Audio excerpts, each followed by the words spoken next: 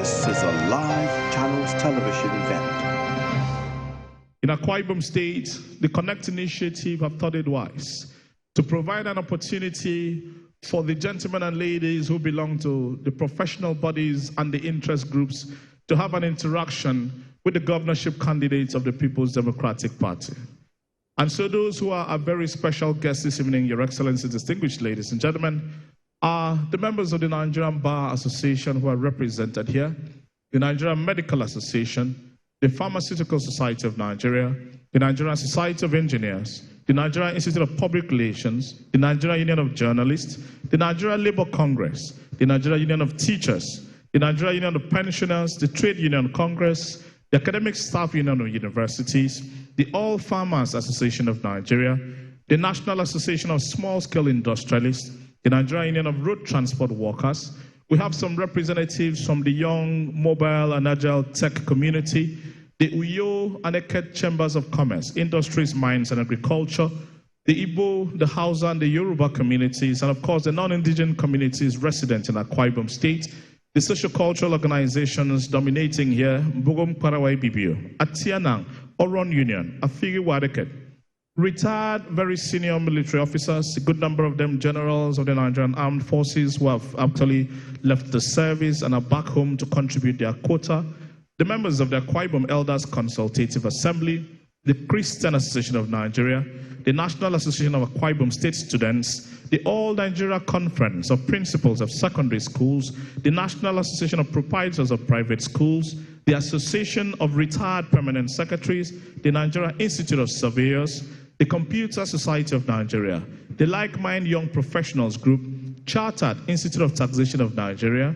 Association of Professional Bodies of Nigeria, Institute of Chartered Accountants of Nigeria, Uyo and District Society, the Nigerian Institute of Architects, the Chartered Institute of Personnel Management, the Nigerian Institute of Town Planning, the Nigerian Institute of Estate Surveyors and Valuers, and members of the Akwa-Ibom State business community. These are the select group of professionals and interest groups who have been invited to listen to interact with, to make contributions, to seek clarifications, to ask questions, and basically engage with the gentleman who considers them important enough to invite them for this interaction. Ladies and gentlemen, if we were to list the people that are here by their offices one after the other, time and the lack of it will not be very friendly for us. But to show that we at Connect Initiative welcome everyone here, let me please request every single person that is here, please put your hands together for yourselves, wherever it is that you've come from. Thank you very, very much. It is therefore on that note that I'm going to invite very specially to this microphone the gentleman who is chairman on this occasion, Professor of Soil Science, former Deputy Vice Chancellor of the University of Uyo, Professor Trenchard O. Ibia, to kindly come up here and set the ball rolling, give us a welcome remarks as chairman on this occasion. Ladies and gentlemen, can we please put our hands together for the distinguished professor? Thank you very much. I think we can do better with the applause. Can we please put our hands together for him?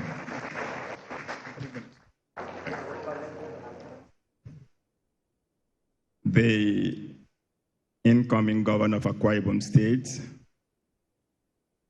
and his deputy, the prelate emeritus of the Methodist Church, distinguished ladies and gentlemen, political, social, and economic. I am standing to represent Professor Akpan Hoganekpo in this occasion. He called me this morning and told me to stand for him. He did not tell me what to say. I will manage to say something. Let me start by thanking God for today. Let me thank the Connect Initiative for this initiative that is very unique in the history of our state and in the history of political engagements since 1999. I consider it very unique. For this reason, let me thank the governorship candidate of the People's Democratic Party for accepting to call all of us to sit down with him and parley with him on his vision and mission in the cause of aspiring to lead the state as a chief servant. I have been privileged to see the blueprint document. It has a vision and mission. It has 8 goals. It has aspirations. It is the aspiration that have brought the catchword Arise. And of course, the entire thinking is broken into 17 focal sectors. 17 focal sectors may not cover all the interest groups professionally. Professional bodies have been called there. Interest groups, social and economic, have been called here. I am aware that there are about 12,000 careers in the world. And if you look at regrouping, the 17 focal sectors takes care of everything that Pastor Mono wants to do in his own thinking. And therefore, you have been invited as professionals, as interest groups, socio-cultural, religious, and so on and so forth. I will only request that you put yourself into a set. If you're a professional, put yourself into a subset. If you're a sub-professional, put yourself into a sub-subset. If you are not too sure of where you belong, put yourself into a sub-sub-subset, because there is no way these 17 focal areas will not touch you. And therefore, let us keep our minds open and listen to what our principal wants to do. Town hall meeting gives us opportunity to interact with him, get to know what he wants to do, and ask questions.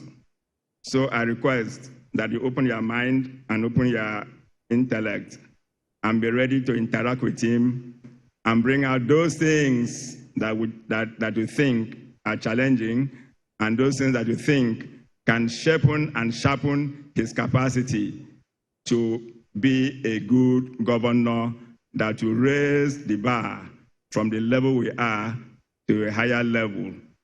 Please, you are welcome. God bless all of you as you listen. In Jesus' name.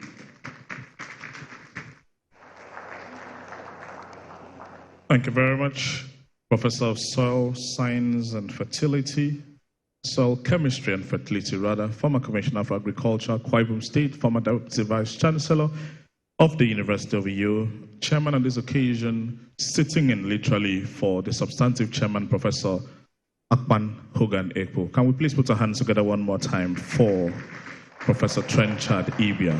Thank you. Distinguished ladies and gentlemen, the Chairman on this occasion, we thank everyone for coming. And we are aware that this event is live on television, the live signals being carried by Channels Television. And of course, it is also on social media, being live streamed on Umoina Live and several other channels across the World Wide Web. There are also 10 radio stations that are carrying this event live. And of course, there are a good number of people who are listening in and watching. We welcome them. We thank them for joining us. Distinguished ladies and gentlemen, we are here for some very serious business. And so after that brief introductory and welcome remark, we're going to go straight into the very essence of this event to make the most of the time that we have available. It is therefore on that note that I want to respectfully invite a very special guest at this event, the governorship candidate of the People's Democratic Party, Pastor Umar Bassi Eno, to please rise, sir. Thank you. Umar Bassi Eno was born on the 24th day of April, 1964. He's a native of Ikari-Benudo in Subium, local government area of Akwa-Ibom State. He attended the local government authority primary school in Lagos, St. Francis Secondary School, Ikora-Taku in Eket, and later Victory High School, Ikeja, where he obtained his West African School certificate. He holds a Bachelor of Science degree in Political Science from the University of Uyo, a Master of Science degree in Public Administration from the same university, and is currently working on his thesis for the award of a PhD in Political Administration from the same university.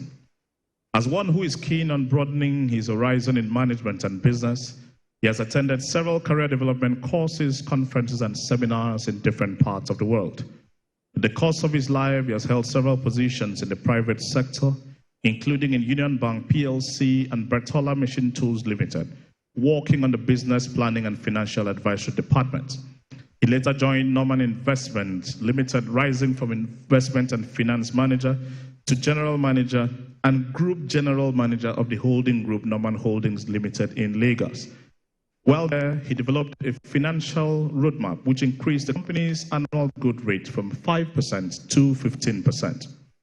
In the year 1997, he returned to his state of Akwa-Ibom and set up Royalty Hotels and Recreations Limited, growing the business from a 5-room hotel to a conglomerate of hospitality and allied services, which is currently one of the leading hospitality brands, not just in Akwa-Ibom State, but in this country.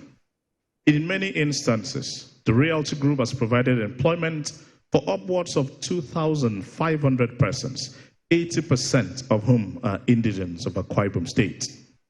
He has had some time in the public service also, beginning in 2004, when former Governor, His Excellency Architect Obong Victor Atta, appointed him as chairman of the Akwa-Ibom State Hotels and Tourism Board. He held that position till the end of that administration in 2007, and he discharged himself creditably in that role, revolutionizing, as it were, the hotels and tourism sector in Akwa-Ibom State. He returned to his private endeavor, but in the year September 2019, duty called one more time, and His Excellency Mr. Dom Emmanuel appointed him Executive Director in charge of agri-investments in the Akwa-Ibom State Investment Corporation, AKICOB. In that role, he brought his entrepreneurial men to bear, and he successfully led to the team that worked on the revamping of Aquapam Limited, the establishment of Ibom Fadama Microfinance Bank Limited, and the construction of the Dakada Warehouse, an off-taking facility and training center in Surubium, local area of Akwa-Ibom State. He also jump-started the Akwa-Ibom State Youth Empowerment in Agribusiness Program, an empowerment program conceived by His Excellency the Governor to encourage youth to take up agribusiness as a way of life. Of course, there were quite a number of other achievements he recorded as Executive Director Agribusiness in Akwa-Ibom Investment Corporation. In the year 2021, precisely in January, he was appointed Commissioner for Lands and Water Resources in Akwa-Ibom State. The ministry witnessed a transformation which culminated in remarkable achievements such as the provision of sites and services at the novel Dakada Luxury Estate and the introduction of the revolutionary Akwa-Ibom Geographic Information Systems, Akwa-GIS. He ensured the adherence to best practices and managed excellent payment of compensation and site plan preparation, amongst so very many other activities in that ministry. He, of course, worked towards developing a template that will ensure the prompt signing and release of certificates of occupancy to those who merited it. In the water sector, he led the team that worked on the review of the Akwa-Ibom State Water Sector Draft Bill. That gentleman, of course, resigned from public service not too long after and offered himself to serve the people of Akwa-Ibom State in a higher capacity as governor of Akwa-Ibom State under the platform of the People's Democratic Party. He is an ordained apostle in the body of Christ, the under-shepherd of the All Nations Christian Ministry International, ECET, a ministry called to build a community of Christian believers that transcend race, tribe, color, tradition, and denominations into a kingdom-focused church. He is the author of several books in the course of his career as an entrepreneur and as a pastor, and he has served as a mentor, an in-demand public speaker, and a recipient of so very many several awards within and outside this state and this country. That gentleman has been married to his wife, who is seated to his left, for 33 years, and that marriage is blessed with 6 children and several grandchildren.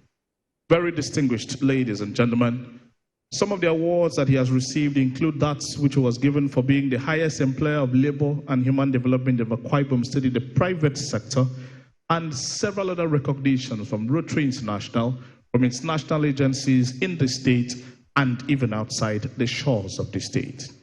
He's an alumnus of the Pan-African University Lagos Business School, a fellow of the Nigerian Catering and Hotel Institute, a Paul Harris Fellow of the Rotary International, Rotary Club of Eket District 9140, member of the Technical Committee on Agriculture and Food Sufficiency in the state as the one was, and member board of directors of Greenwell Technologies Limited. Very distinguished ladies and gentlemen, that is just an abridged profile of a gentleman whose full profile I am sure is already available in public view. But for purposes of time, we would of course refer all of us to the information which will be passed on in the several publications in the course of this event. But to make his presentation for us this evening, to engage with this group of professionals and interest groups, to share his thoughts and ideas, to speak to them, listen to them, and connect with the people as we intend to do with this event. Please permit me to invite to this podium the governorship candidate of the People's Democratic Party in the elections in 2023. Please make welcome Pastor Umar Basi Eno as he comes up here to make his presentation. Thank you very much.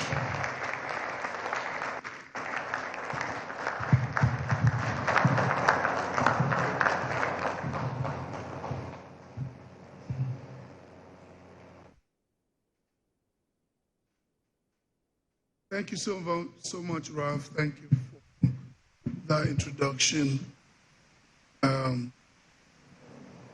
like to take the opportunity to welcome everybody on behalf of my wife and my family that are here.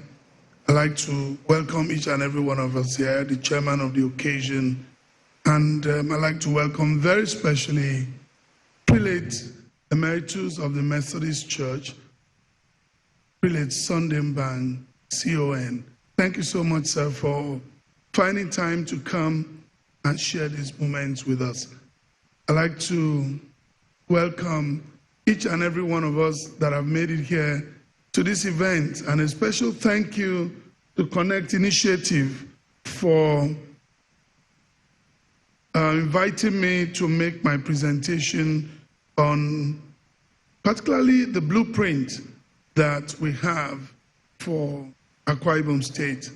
I'd like to welcome leaders of all the associations that have been mentioned by Ralph. This is actually going to be an interactive session where we hope to connect with you and to work and to talk, listen to you, and understand the way we together can move our state forward, Akwa-Ibom State. And that's why we're here this evening. Akwa-Ibom actually is an extremely resource-rich state and an emerging economy in southern Nigeria. We know that our state is endowed with human and material resources. It's one of the safest places to live and work in this country. Rich natural resources in agriculture, mineral resources, arable land mass, and as well as robust mangrove and swamp forest resources and a vast array of diverse water bodies with innumerable aquatic resource provides us the opportunity to ensure that our state becomes one of the leading states in this country. I'd like to thank previous administration from 1999 till date for the work we've done. Actually, Akwa-Ibom State, ladies and gentlemen, have been one of the best governed states in this country. We've been blessed by leaders that have built on succession from the time of architect Obong Victor Attah to Chief Godswill Akpabio, and now Deacon Udom Gabriel Emmanuel. Each of these leaders had a focus on the things they would do for the state, and they concentrated on that. And each of them building on what the others have done and expanding on it. The Udom Gabriel Emmanuel administration had completely moved our state from a core civil service state to becoming an industrialized state. He came with the mantra of industrialization. And together we have seen, as a matter of fact, that he has done well. The Ikenodom Gabriel Emmanuel's administration has opened the gateway of our economy in Akwa-Ibom State: land, water, and land, air, and sea. And in terms of land, we can see the roads and all of the construction. Akwa-Ibom literally is becoming a major construction site as we open the economy of the state by building good roads and economic roads for that matter. Only recently, the governor, His Excellency the Ikenodom Gabriel Emmanuel, commissioned the 4th longest bridge in this country that will attract economic boom into our riverine areas. And so we know that he has also done a great deal of work with Ibom Air that has become the pride of Nigeria. And all of us sitting in this room from Akwa-Ibom must raise our heads very high every time we walk through the airport and you see fleets of Ibom Air lined up, and Ibom Air is being announced to fly to destinations in this country. I know I'm always very proud myself. And in the area of sea, you've seen the Ibom Deep Sea Port. Work is at advanced stage, and this is one of the areas we believe that we need to concentrate on and get it to start by the grace of God and with your collective agreement through your vote as we go to the poll March 11th. Having done all of this, we've seen his work in the health sector, education sector. All of those sectors have been opened up. We now have the syringe factory. We now have all other factories, the flour mill that is here. We have also, as Commissioner for Lands, we gave land to a few companies. Now we have the petrochemical plant built coming up in Eastern Obolo. And of course, there's something coming up in Esreket as well. This gentleman has used his wealth of experience as a banker, a senior one at that, and has brought investors to Akwa-Ibom State. Now, we have challenges that we must face to be able to move our state to the next level. And that's what makes some of us offer ourselves, by the grace of the Almighty God, to run as governor of Akwa-Ibom State, to bring together our people, to continue and to sustain the work that this present administration have done, and build on it, and ensure that our people together will arrive and derive the benefits of democracy. And that's why our theme basically is connecting the dots, furthering peace and prosperity as states.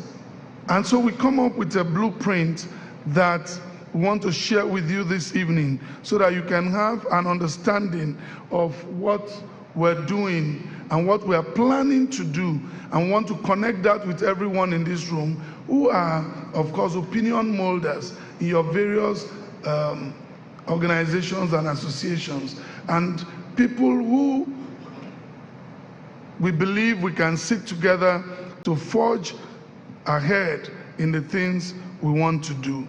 We believe that we have a blueprint of consolidation and expansion which seeks to consolidate on the economic gains of previous administration. That's what we want to do.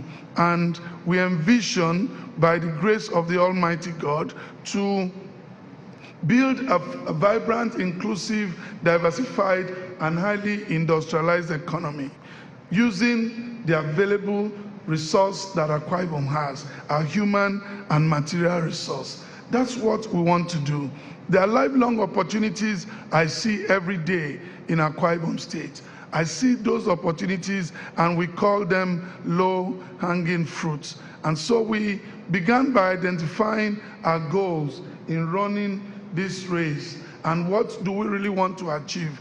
The goals are basically the common issues that we have in the whole of the world, not just peculiar to Nigeria, but at least in emerging economy all over the world. And even now with the with the developed economy, we have issues to deal with: poverty reduction, we have job creation. Poverty reduction basically is, for us, a key index, because we must be able, if you get to our rural areas, you'll see that there's real hunger. You'll know that people are poor. And so we intend to take some steps that will help bridge the gap that you find between the rural areas and what you find in the cities. So we are going to put some programs in place that I hope to share with you as we go on this presentation. And when you talk of poverty reduction, of course, we are going to talk about job creation. We know that by statistics, the rate of unemployment in this country is growing, and also around us in our state. So we need to do so much to ensure that our youths have work to do. Not just that they are not employed. Sometimes they may be underemployed because we're not, the skills for the right kind of jobs are not available. So in tackling jobs creation, we want to develop the right skills. We want to ensure that they have the skill set that will make them do the jobs as they are available and as these industries come up. We intend to deal with price stability, see how we can bring some stability in the prices of at least our food item, and we believe we can do that. All of us know the rate of instability with our prices, and of course create a sustainable economic growth. Goal number 5 is to improve our standard of living. Our standard of living, particularly again in the rural area, because this is one area that we intend as an administration to concentrate on. Our standard of living will have to improve by giving people the basic necessity of life: light, water, roads, markets, schools, and then to improve our basic standard of living. Environmental sustainability. The global warming is really taking its toll in the world today, and we need to put our hearts everywhere you go. As we campaign, I've had the privilege to go through local government, and most of the challenges facing us is erosion control, and then these are parts of our environment, and we need to do a lot of work in that area. That's goal number 6. Goal number 7, we need to create a highly educated, healthy, and skilled populace. This we must do. Our young people must be skilled, and they don't just attend school, come out, and become job seekers. I believe that we can make them to be creators of employment themselves. Goal number 8, safety and security. No one can do anything without security and without safety. These goals are very ambitious, and we know that, but these are all the same goals every time, and we intend to ensure that as far as our state is concerned, we leave these goals there and then begin to see how we can tackle them by strengthening our institutions and ensuring that we can give you real-time data that will help us as we tackle these issues that we have turned to goals. And we intend to do that, of course, using our flagship economic and development agenda, which we have tagged as Arise. We intend to use our flagship economic agenda, which is what we call the now popular Arise agenda. Of course, the Arise agenda becomes our aspirations that will help us achieve the goals that we have set out for ourselves. And the Arise agenda the acronyms basically for the first things that we needed to do, and want it to resonate around us so that each and every one of us will understand it and will pursue it. And everybody that will be working with us will always look at those programs and fit in. And the first thing, of course, is agricultural revolution. Agricultural revolution we've come to a stage that if we truly want to develop as a people, we need to go back to agriculture. At least we should be able to feed ourselves. We should be able to, and that's where price stability and all of that comes in. We should be able to do agribusiness, practice agriculture on a sustainable basis, on a commercial basis, and we put in some things as we get to the strategy of how we'll revolutionize agriculture. We build on tourism. Tourism, of course, we know that Akwa-Ibom State has about 21 tourist sites that we really have explored, and we intend to ensure that we take tourism seriously. We have 129 kilometers of coastline that we have not done too much with. So we intend to do so much in the area of agriculture and in the area of environmental management. The R is actually for rural development. And one of the things we would like to be known for seriously will be rural development. We believe that there's so much we can do in our rural communities. We believe that our men and women that live in our rural community deserves a good standard of living like we enunciated as part of our goals. And we intend to do that by giving them the basic necessity of life. Good road, water, light. Give them all of that, security. And then schools, we need to do a few things with our schools. So make sure that our rural areas are properly developed. We intend to, the letter I is for infrastructural maintenance and advancement. We will continue to build on the infrastructure in our state and maintain the ones that we have. We'll come up with a few agencies that will help us and strengthen the existing ones to maintain our infrastructure. The S is for security management, quality education, and health sector management. The security of our state and even our nation, we know from time to time is being consistently threatened. But thank God to the Dikinudom Gabriel Emmanuel's administration that has given us peace and a new lease of life in the last 7.5 years. All of us seated in this room, if you've lived in Akwa-Ibom long enough, will know the difference between the 7.5 years of Udom Emmanuel and the previous years, where politically motivated killing was the order of the day, where people were murdered in cold blood, even in churches, in their homes, and people could not sleep with their two eyes closed. A lot of you had left town, but today we are all back into town because there is peace in Akwa-Ibom. A lot of conferences come here, and the truth is we intend to build on that security architecture and ensure we work with security agencies around the state. The service commanders that have always worked together, we continue to ensure that we bring peace and security to our state. Deal with the issues. Right now we're beginning to see a new pattern with the pirates, the sea pirates. And of course, government is also working to deal with that. We'll continue.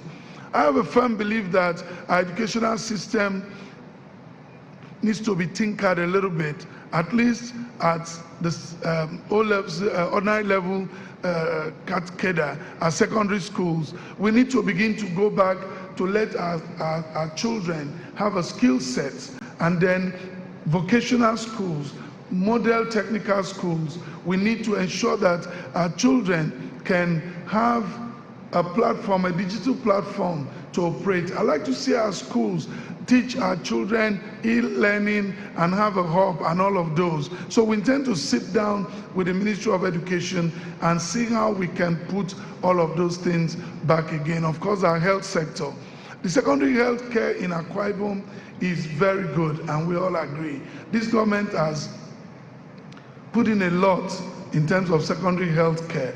But we need to connect the people in the rural areas. So I'm going to concentrate, by the grace of God, what our administration will do is to concentrate on primary health care in our villages, in our wards, where at least every ward or some ward closer to each other, we'll have a functional cottage hospital so that the people living in the rural area can have access to good medical services. A whole lot of them will not go to town for reasons they just don't want to go. And we need to ensure that we take our health sector at the primary health care level seriously. I like to see that we work with the pharmacies to ensure that we can dispense our medication digitally. We can have a pharmaceutical warehouse electronically, and then whoever is the head will know what medication to move to where, and we can track it. These things are not rocket science. I believe it can be done. We've looked at it. Then the E is for economic, industrial, and social advancement. We believe that I'm a businessman, I'm an entrepreneur. Post-COVID, a lot of companies have not been able to get themselves back together. They've not been able to just get back to work and businesses. We believe that we need to support these businesses to grow. If we think of job creation, the SMEs are best bet. So we intend to work with the SMEs and then the small medium enterprises, support their businesses and ensure that they begin to grow again. They can take off 2, 3, 4 persons off the street and we can support them. And that is the vehicle we intend to use to ensure that we bring our people and achieve the goals that we have set for ourselves.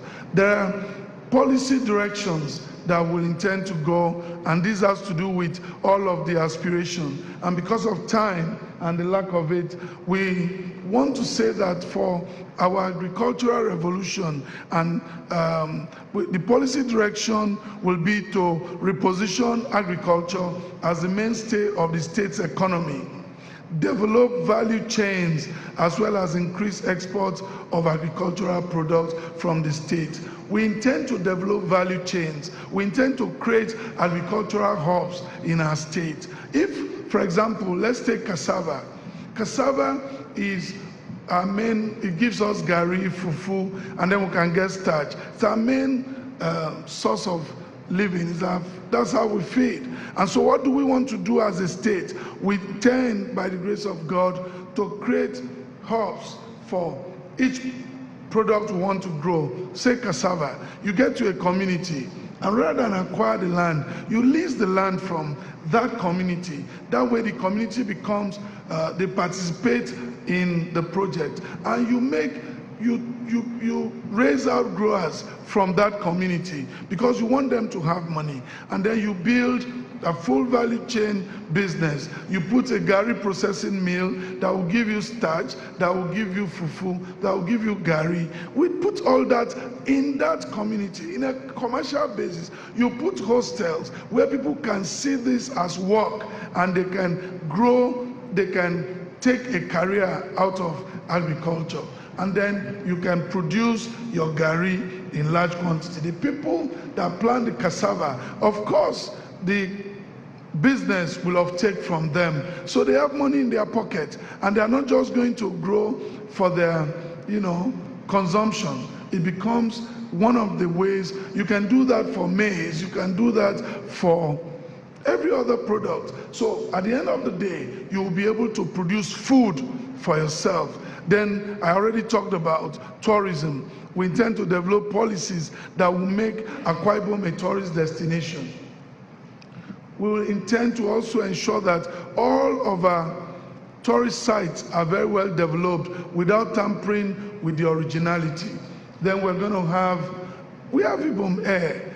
With Ibom Air, we can partner with them, and then guests can come into Akwa-Ibom. We can structure a flight, people can come into Akwa-Ibom. We can have tourist companies that will be able to help our people visit location and then see and savor the tourist locations that we have. We have hotels, and Akwa-Ibom meals are one of the best meals in this country. So if we create that enabling environment through access to Ibom Air, we are going to bring tourists to our state. And of course, the celebrated Christmas village. What we intend to do with the Christmas village is we have 31 days to celebrate Christmas in the Christmas village. We can enhance what they're doing right now and have each local government take a day in the Christmas village and display their own issues. That's where we're still at I'm talking on policy directions, please.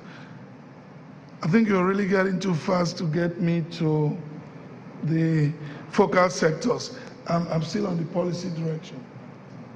In 10 minutes, I'll be wrapping up so that we can have time to concentrate. But I'd like to also say that in terms of rural development, where I like to spend a little time, we can create wealth for our people in our rural areas.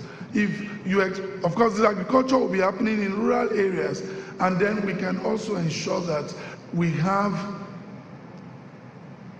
them participate in what we are doing, give them model market. And particularly one area in rural development we are yet to tap is tapping the resources in the riverine community. Akwa-Ibom has the best seafood, and yet our seafood is not, we're not taking enough, we're not harvesting enough. So what do we want to do? We want to provide for our people, form them into a cooperative, give them boats, fishing boats, say we can raise trawlers for them, 1 or 2, and then we can empower them. My idea of empowerment is not to buy someone a car. My idea of empowerment is to enable someone have a living. And that's what we think we can do with our rural communities. And then with the riverine areas, provide them with fishing boats, form them into cooperative, and ensure that when we give them facilities, canning facilities, cold room facilities around the coastal area, and ensure that they are able to do their businesses and then provide the required security. That's what we intend to do with the rural areas, give them good medical care. And of course, then you go on to empower our youth, you go on to encourage our women, and of course, you go on to make sure that they are doing something worth the while. You encourage and promote creativity among our youths. And then you will focus on the creative industry. One of the areas youths are very much talented now is the creative industry, and we intend to ensure that we encourage them. The state is already building a school for the creative artists, and we'll continue to ensure that we work with them and expand that area. In the area of sports, we'll build a sports academy in Akwa-Ibom so that our youth and our young people can grow beyond leaps and bounds in the area of sports and then the arts sector. We'll build so many things that will ensure that our youths participate. Recreational outlets, recreational facilities, we intend to work on some of those. Then infrastructure, maintenance will be part of the things. We've talked about security, and I'm trying to rush now because of time. But one of the areas we want to do in diversifying our economy and creating extra income is to create opportunities for our small, medium enterprises to grow. And that is one area we intend to ensure that businesses are given the right support. We intend to work with organizations to partner with them as state government so that our people can have access to finances, probably at single-digit rates. Because we can, if the state government works with partners, we can get to that, and then our people can have money to run. Another area we want to look at in economic development is the ICT sector. We need to open up our ICT sector. Our young people are making money all around the world. Some work from home and earn money. We need to open up our ICT sector, create a very important hub for our people so that they can, and then we promise we'll go back to look at the science park and make sure that that project is completed so as to give our youth the things to do. In looking at the focal sectors as we begin to wrap up, those focal sectors are 17 of them, and you can see the areas we're going to work, but for very obvious reasons, those are the focal sectors. But we want to be big on agriculture.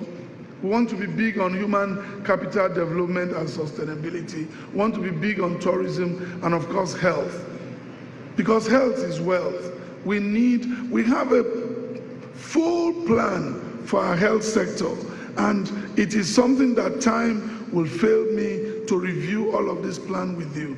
We intend also to take our staff workers' welfare and put it on the front burner. Everywhere I go and as I talk to groups and consult with them, there's a growing concern about our workers' welfare. And a lot of them will tell you about their gratuity. They will tell me how much is being owed already. But I like to say that we will put the welfare of our workers on the front burner. We will pay gratuity as at when due. But one of the things, how do we want to do that? How do we want to clear the backlogs?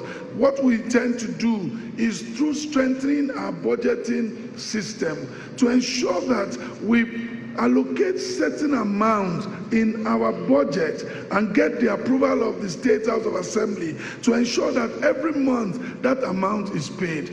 No matter how much you may owe, once we can schedule properly and appropriate the right amount through the inflows that we get, we'll be able to clear those gratuity. And from the first month I get into office, we'll begin to take care of gratuity of staff.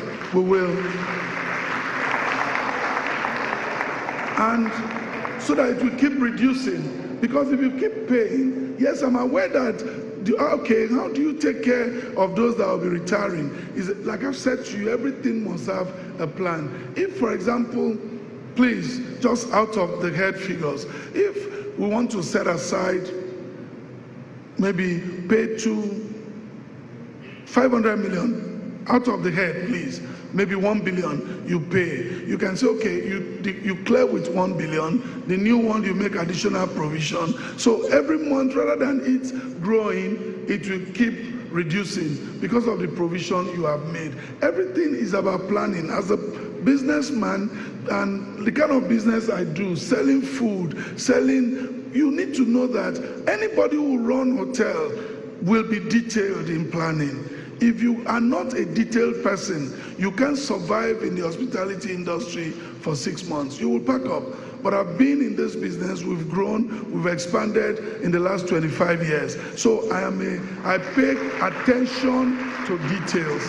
And I've worked with organizations, I've worked with IOCs. I've had to, at a time, run 12 platforms in one of the IOCs. And all those platforms were offshores. You had to give them breakfast, lunch, dinner, and midnight meal. At a certain time, it will take planning, it will take your logistics, you need to understand it. And so if you could do that, and we ran for 12 years, and not just one IOC, 2, 3 sometimes. So you need to understand that everything resonates around your planning, your ability to get things done. We want to ensure that we bring in a health insurance scheme in Akwa-Ibom. And I understand that the Governor Dom Emmanuel, has signed in the health insurance bill that was passed to him. And I know that we will be the one to implement that health insurance bill. We will be able to ensure that we can run this bill. Our people can benefit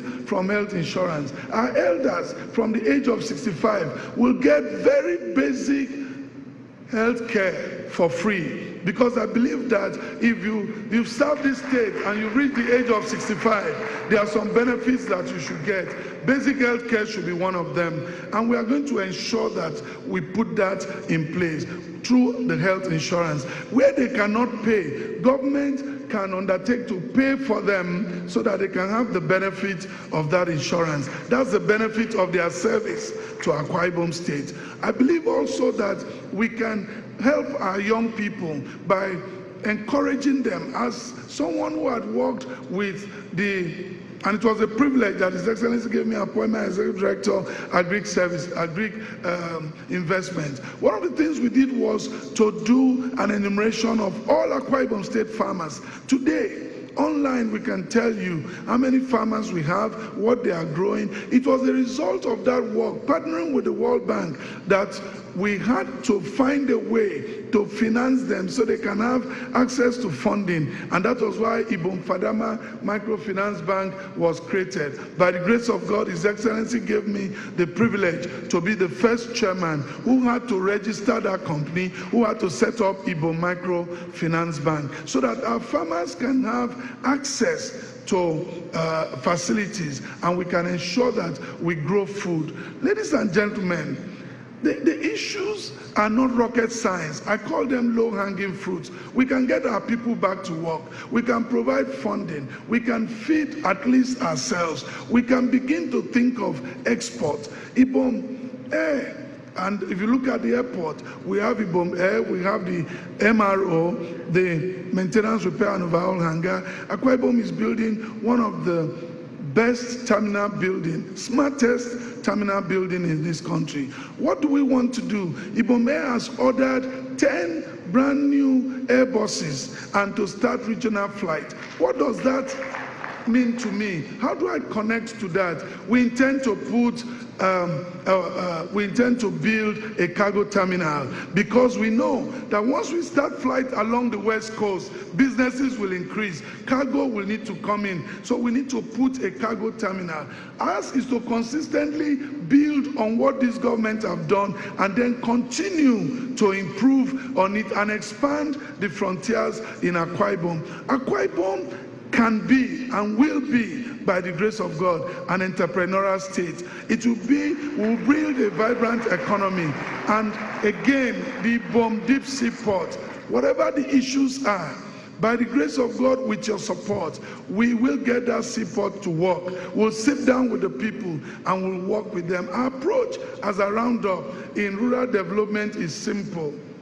We're not just going to throw projects at communities. We are going to create a leadership team in each local government, and we'll ensure that we work with them to bring projects that they can own and work with. These are the areas we'll begin to look at, and that I don't want to go into strategies tonight, but I'm just presenting to you a simple blueprint that we can connect the dots and further the peace and the prosperity that is going on in Akwa-Ibom State right now. We can do that. It is possible. It is not rocket science. And so I present myself to you as the right person to be able to get this going. I have the will, I have the ability, I have the competence, I have the capacity, and above all, I have the compassion to ensure that we get this done. I grew from the ground zero, and God has brought me to this point. I understand the language of the ordinary citizen, and I can relate with them as I go around the local government. And tonight, with your sector, with your association, with your group, we can look at issues, how to build around this. None of this is cast in concrete. It will take Akwa-Ibom, and that is why I want to thank the Connect Initiative Group for inviting me to make this presentation and for giving me this privilege. I'd like to call on all Akwa-Ibomites to please, let's further this discussion and let's run away from things that debase us. Akwa-Ibom, we should rise above biases. We should look at the issues ahead of us, fighting each other, running people down, blackmailing people, telling lies will not build an Akwa-Ibom that we deserve. So I ask that we stand and vote for the party that will ensure that we take our state to another level. That is the PDP. Thank you and have a good evening.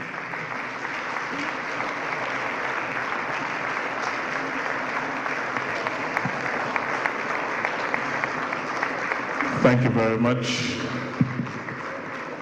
Thank you very much. The governorship candidate of the People's Democratic Party. The way the gentleman speaks, if you're giving him 2-3 hours, I'm sure he would not finish speaking. But thankfully, the Arise agenda, which he has spoken eloquently about, there are copies of the document, the hard copies of the document, which will be given to all of the people here in the course of this event. Distinguished ladies and gentlemen, we're going to take some questions, which is why we've asked him to take a seat. And if we have limited time, we're on live television. If we were to answer one question after another, we would not have enough time because it may take quite some while. So maybe we'll take the questions in batches, 3 or 4, maybe 5. He gives an answer to those ones, and then we continue like that.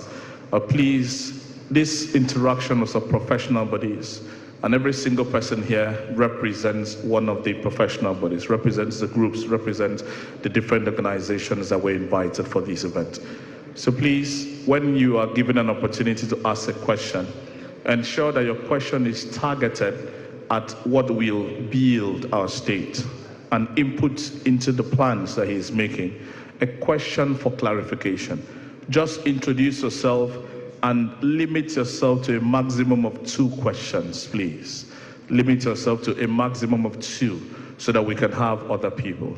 So if you raise your hands for those who have questions to ask, if you show by raising your hand now, there's somebody there whom I will direct to give a microphone to you. I've seen a hand up here, I've seen a second hand here, I've seen a hand here, I've seen one more here. Let us start from those in front. There's a gentleman here. Please, sir, just introduce yourself and please make your contribution. Thank you very much. I can see that he's seated on the table of the Nigerian Bar Association. Please hand him the microphone. Give him the microphone. I have to use this opportunity to congratulate. Please, sir, may you kindly introduce yourself, please. My name is Obong Emmanuel Akwa-Ibom Esquire. I'm a barrister by profession. Thank you, sir. For now. Thank you. And I am here on 2 capacities, but I will speak on the general capacity. Yes, sir. Please, sir. Now, the governorship candidates, you've spoken about gratuities, pensions, which you will ensure that it is paid. At the commencement of your administration, will you for any reason feel that you made a backlog and therefore that backlog has to be there at the end of your administration? But if you made a backlog and it is normal to make a backlog at the beginning of your administration, will you contemplate to not to have a backlog? Thank you very much, sir. Number 2. Yes, sir. I was privileged, and I'm still privileged, to be the legal advisor for Akwa-Ibom Elderly Citizens Assembly. And the president of that organization wrote a book, What About the Aged? What About the Aged in the topic of that book? And I was privileged to write the foreword. And I said, it's a lone voice crying in the wilderness, because many professors and academicians have not ventured into that. I've heard what I've talked about insurance.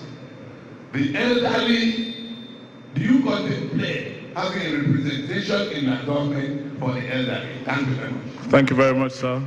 Points taken. 2 very quick questions, sir, which I'm sure he has noted. When he returns here, he will answer. I have not seen the hands anymore, so please, those who had actually raised their hands, yes, please. Thank you very much. My name is Engineer Ezekiel, the Vice Chairman, Nigerian Society of Engineers. Thank you, sir. Akwa-Ibom State is blessed with mineral resources, one of which is the palm fruit. From my childhood. Please, may I kindly request, go straight to the point if you don't mind, please. Yeah. Just ask the question, please. From my childhood, I've watched these palm fruits in large quantities move out of the states in trucks, trailers, and so on.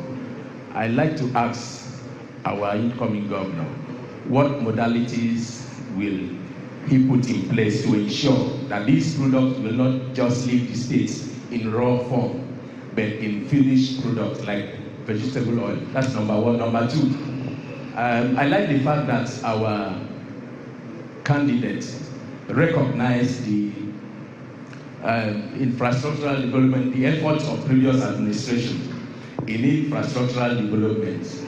Then I want to ask, with all these infrastructural development and projects, what are the things, modalities you will put in place to ensure sustenance and maintenance? Thank you very much. Thank you. I've heard from two men. If I find a lady raise her hand, I'll give priority to the female. No, we've already had a lawyer. There's another lady down there, please. So, yes, we've taken one from the NBA table. So let's go somewhere else, please. Thank you. Thank you very much. My name is Happiness Oduk. I'm of the Academic Staff Union of Universities, University of Uyo branch. Welcome, ma. I have two questions for you, sir. Question number one is this. Over time, earlier on, as staff of the university, we did enjoy some tax rebates, and that was during the Akwa-Ibom era. But after then, sir, our argument was that we work in Akwa-Ibom State. We teach children from Akwa-Ibom State. And since we're here, that we're equally supposed to enjoy from the rebate that those in the ministries enjoyed. And we did get that. So, sir, how are you going to help us in this regard again? Because the kind of tax regime we're having is plunging us into poverty. And your goal number one is actually to fight against poverty. Dr. Oduk, please. Dr. Oduk, if you don't mind. Question two. I'm not stopping you. I'm not stopping you. I just wanted to properly contextualize. When you say we have enjoyed, who are the we, please? I said I'm of the University of Uyo. So you're referring to academic staff of the University of Uyo? Not just academic staff. That's why I said we. Okay. Every staff of the University of Uyo. That's fine. Did enjoy that. That's then. fine. That's okay. And then we've been under a weight of a tax regime that's actually been plunging us into poverty. Thank you. And like I said, his goal one says it is for poverty eradication. Point. Yes, ma'am. Right. Question two, sir. There's been the report from the visitation panel that visited the Akwa-Ibom State University. How are you going to implement the recommendations of the visitation panel to AXU? Thank you. Thank you very much. We've had three, and I've seen sociocultural organization. There's a gentleman there who's raised his hand. Thank you. Thank you very much. The candidate, my name is Okarawa James, the International President of Akwa-Ibom. I think also have the mandate of all these cultural organizations in the state to speak as the leader.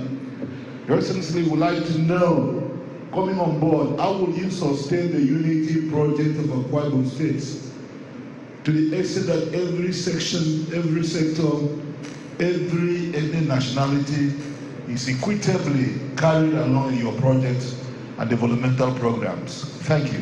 Thank you very much, sir.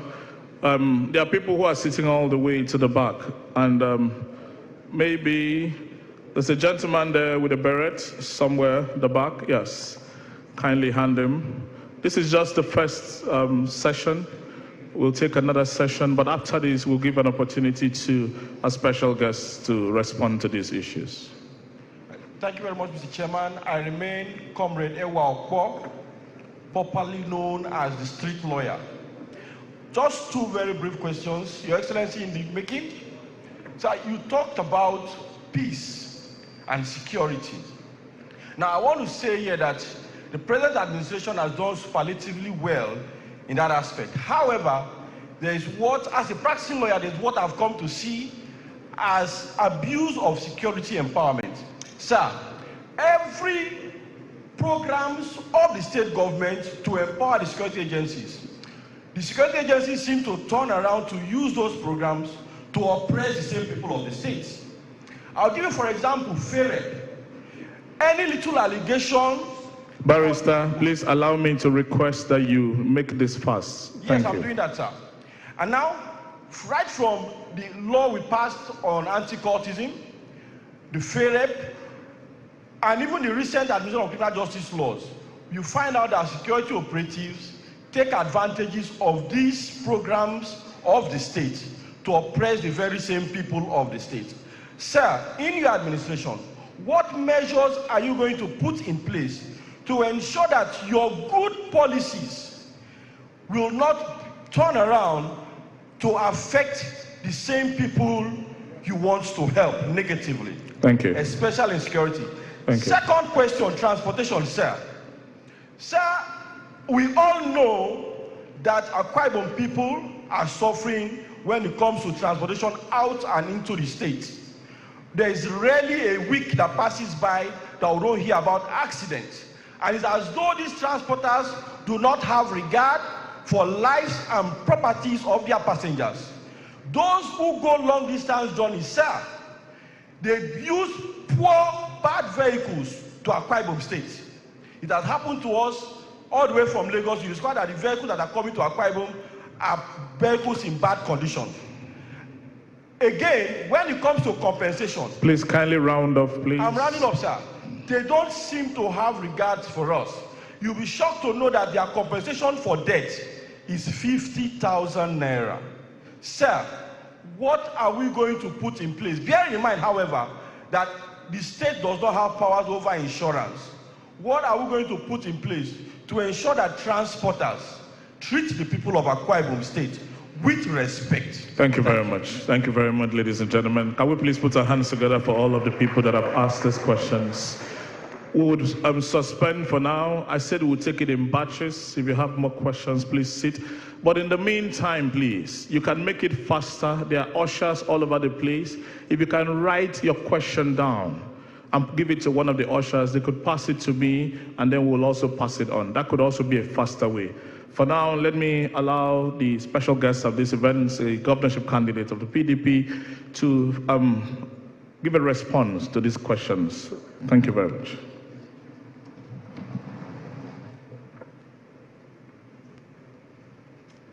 Thank you so much for this interactive session, which is actually the most important, and these feedbacks will help us. So gratuity will be cleared. And I've told you, I tried to explain how we're going to clear it. It's making provision to clear it in the budget. And we just pray that we'll continue to have the funds and the revenue. I cannot categorically say I will leave backlogs or I will not leave backlogs. But what I can say to you is that we will reduce and try to clear us. But I believe that people should have their gratuities. They are elderly people. So it's uppermost my mind. And I'll make sure we do everything we can to clear the backlogs. We will allocate funds to it, and that's just what we'll do. And I'm sure if we do that very well, we'll get to it. Involving the aged in, of course, there's no way you cannot involve the elderly. They play advisory role. I visited retired permanent secretaries the other day. A lot of them, we will need them in advisory capacity, because they will tell you, you may want to do something they've done before. And they will be able to tell you, look, we have done this before. Look at the pitfalls. Look at, so you cannot but involve the elderly people in governance. It's going to be an all-inclusive governance. That's just what we're going to do by the grace of God. So the young people, the elderly people, men, women, you know, and now women, for the first time in Akwa-Ibom, we're going to have a first female elected deputy governor, and that's to show you that women will have a position in governance. So the palm fruits you talked about, we've done a lot of work with Aquapalm. That was one of the assignments His Excellency the Kinudom Gabriel Emmanuel gave to me. Aquapalm was moribund for close to 30 years. And right now, if you go there, you'll find out that we have cleaned up the area. We have farmhouses. We've brought in seedlings. We're about to start transplanting, and there's life there again. And the idea is that we wanted to work with CBN, but if CBN is not forthcoming, you give me the privilege to be the governor of the state, we will bring in our plant, we'll bring in a mill, and then we like to see, because I know there's much more money there, we like to produce, have a PKO plant installed, and then this is one of the areas that can do palm fruit. And I can tell you that would be one of our areas of concentration. Esreke, Tabak, all of the places that we have them. Then infrastructural maintenance is in one of the aspirations I told you about. We will maintain infrastructure, and we'll just strengthen the institutions that are maintaining. My sister talked about tax rebate. University of Uyo, the last time I checked, was a federal university. But we'll discuss with you the nature of tax rebate.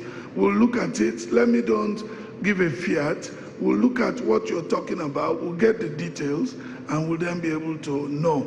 You talked about implementation of the report of the visitation panel to ASU. I need to see the report first. Then I know how we'll implement. I cannot give a commitment to what I have not seen. Sustaining the unity in Akwa-Ibom, of course we will. We will make sure that when you are governor of Akwa-Ibom State, and you must live above ethnic and parochial sentiment. You must be able to bring everybody to the table and be very equitable in distribution of projects, positions, appointments. This is just a way to go. And again, don't forget, we're decentralizing as much as possible to the local government. So everyone will have local government to himself. And I did not say, one of the things I wanted to say that I don't know how many of us have houses in our villages right now. Because how many of you have a house in your village? Raise your hand. Because rural development begins with us, going back to our villages, ensuring that we build there, we live with our people. What this government, what we will do, if given the opportunity, will be to connect all the local government through a good network of roads to Uyo, because you can live in your local government and come to work in this town and stem rural-urban migration. You become role models for those young people in your area. That is how rural development starts. So if you didn't have a house in your village, begin to think of one. The security of laws, and see, the issue here is, as a lawyer, what you call oppression may not be oppression, but we will look at it. We will make sure that people are not oppressed. We will make sure, and I know that our security agencies are civil. We'll continue to talk with them. We'll continue to engage them. It's a continuous engagement. The number of things that happen sometimes in this state, it makes you feel sad, extremely sad. A father raping a child, and a 70-year-old man raping a 2-year-old girl. Those things they are demonic, to say the least. Transportation. We will improve on our transportation within and outside the state. We will launch a proper mass transit program, and we'll have buses that will ply the road, at least interstate, intercity, and within Uyo, we have a very nice plan for that. And then I know the VIOs are working. We need to strengthen them to do the right thing. And our Ministry of Transport, we also need to ensure that their monitoring and evaluation team are doing their job properly. Those are the things I believe we can do. Thank you so much.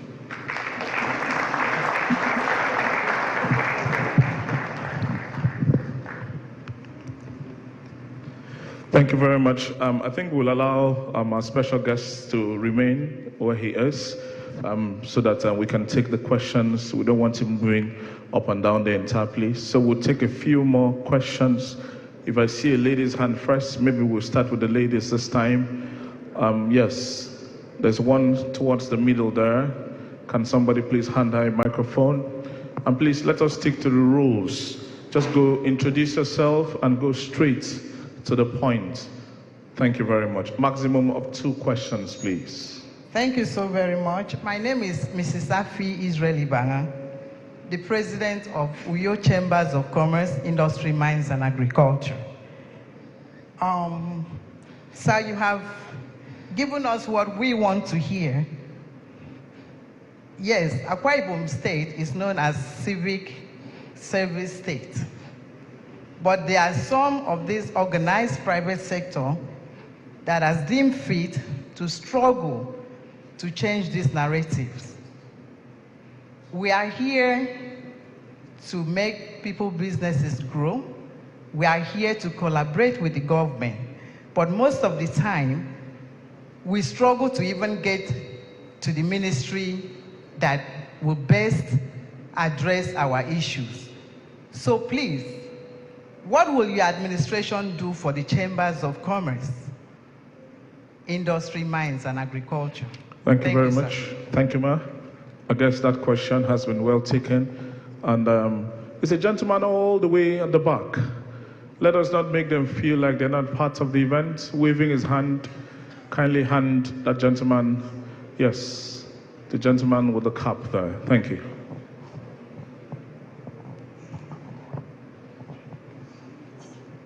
Yeah, thank you very much, the moderator. I am Professor Isaac Ayandele, the President General of Yoruba Community in Akwa-Ibom State. I have 2 basic concerns. The non-indigenous communities in Akwa-Ibom State, as we have always been referred to, we have some concerns because we feel we should not be referred to as non-indigenous. We are indigenous without boundaries. And not only that, it has been the tradition and the culture that it is only when election is approaching like this that these communities are always invited for a program of this nature. There is on record that some of us have been in this stage for over 35 years. Please, Professor Yandele, if you do not mind, may I please request that you take it quickly so we can accommodate others, please. Thank you.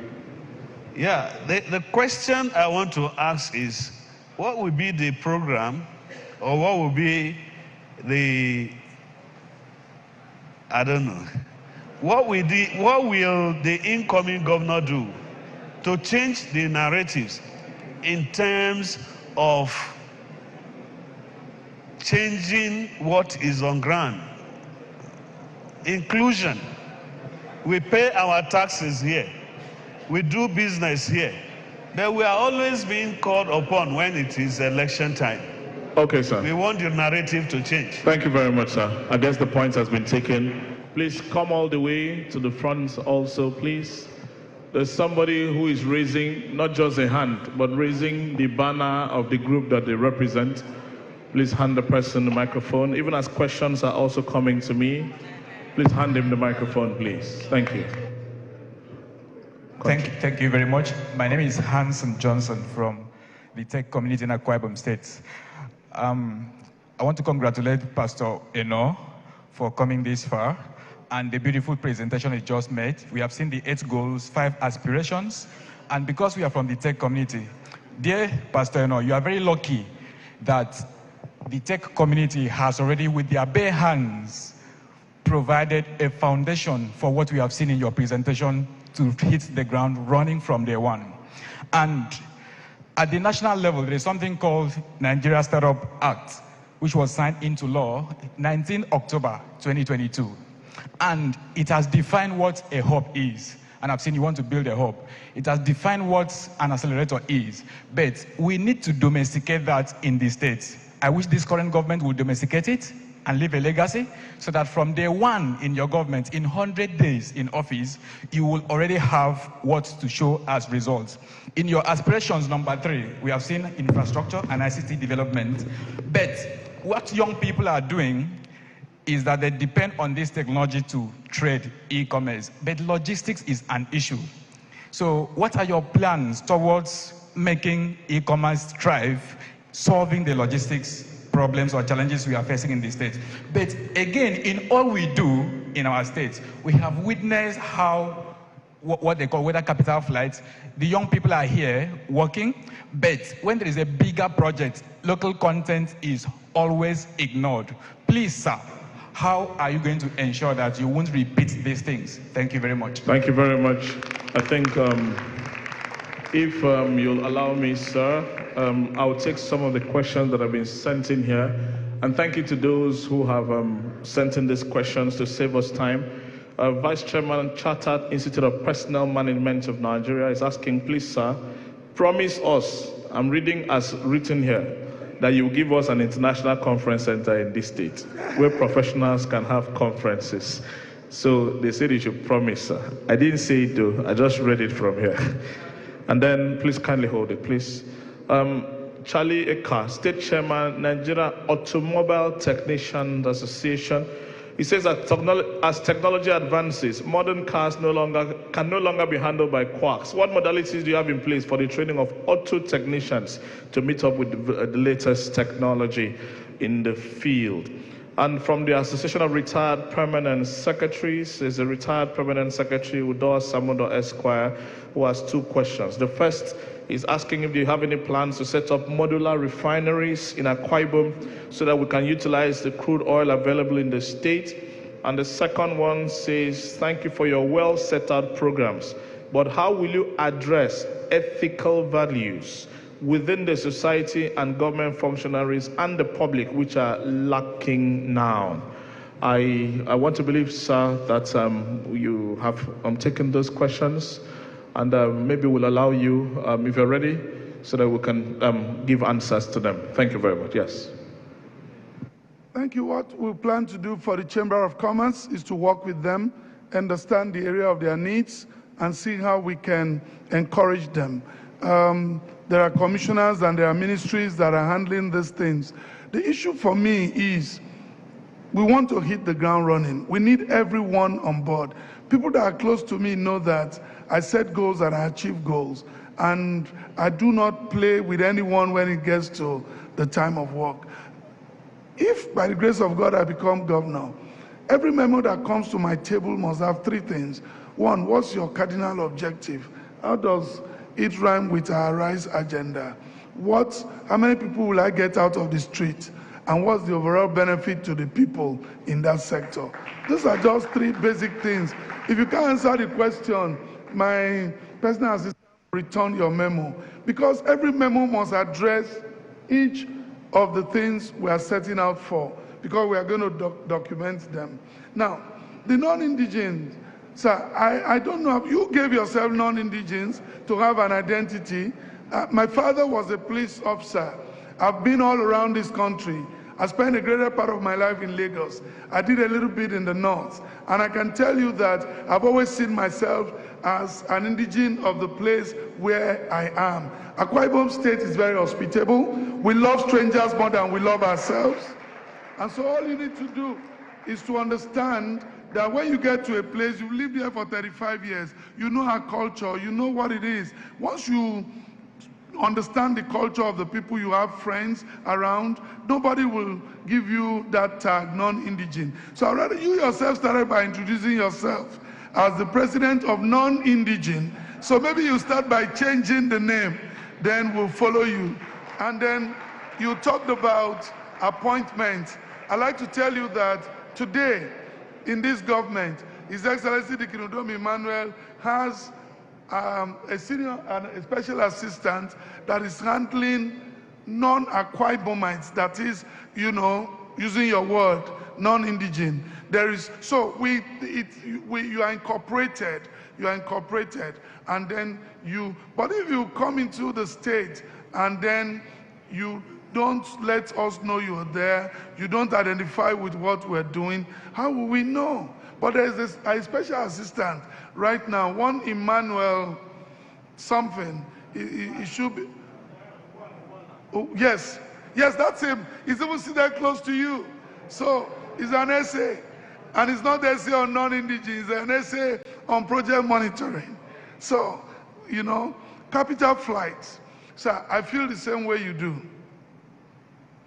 I feel that we should use our professionals here, whether they're architects or engineers, and I believe that we must use our people. I understand exactly what you're talking about.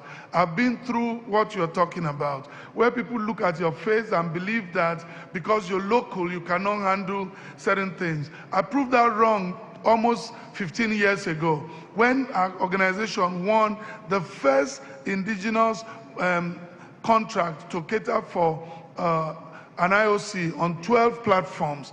We've broken the jinx. We can do well. The insects of this world are here.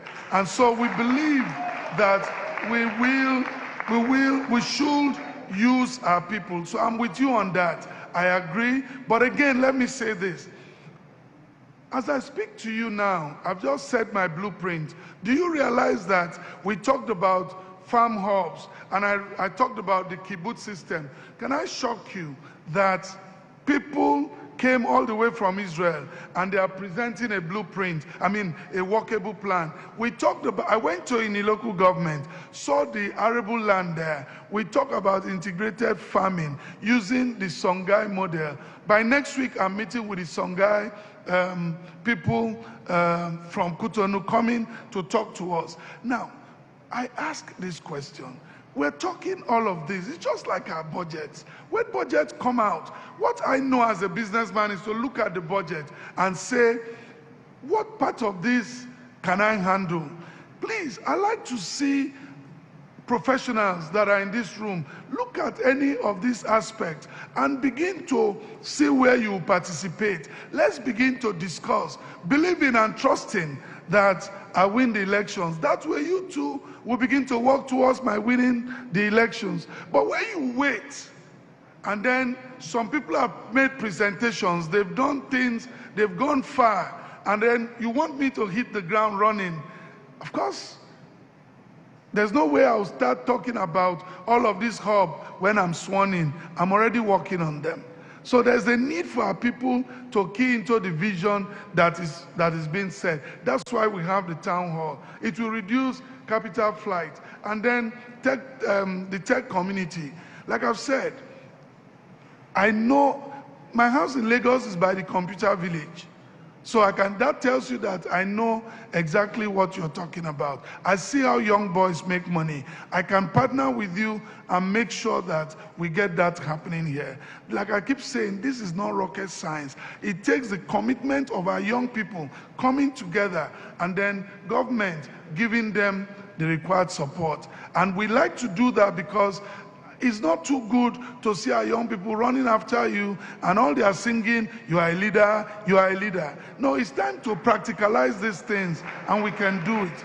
And it's also time to get our young ones to be willing to work. A lot of our young people, I must also say, we blame leadership all the time, but we should also look at followership. A lot of our young people make more money begging and running around politicians, doing the wrong things. And I tell you an example. My consultant is here. We got a young boy, we needed to employ him. He looked good, has the nice credentials, and we said to him, we'll give you a job in our business. He looked at me and said to me, sir, how much are you going to pay me? So I didn't consider that as insulting. I told him, I said, well, we're a small hotel, you have OND, we'll start with 80,000. He looked at me and said, sir, thank you so much. My bill is about 500,000 a month. This is a life story. And I said to him, how do you make 500,000? He said, just give me what you have. I will go to another person. He will give. Then I said, he who goes are borrowing, are begging. So we need, again, that brings me to the issue of ethical values. We need to really begin to educate our young people, give them the right values. We need to make use of our EARCOM, that agency. We need to teach our young people that you can start small and grow big. We need to teach our young people that there is dignity in labor. And these are all of the things we believe that we can do for for us. The International Conference Center. We have an International Conference Center. I'm just praying that by the grace of God, we'll be able to complete it and put it to use. The Tropicana facility that has been there, half completed, has an International Conference Center.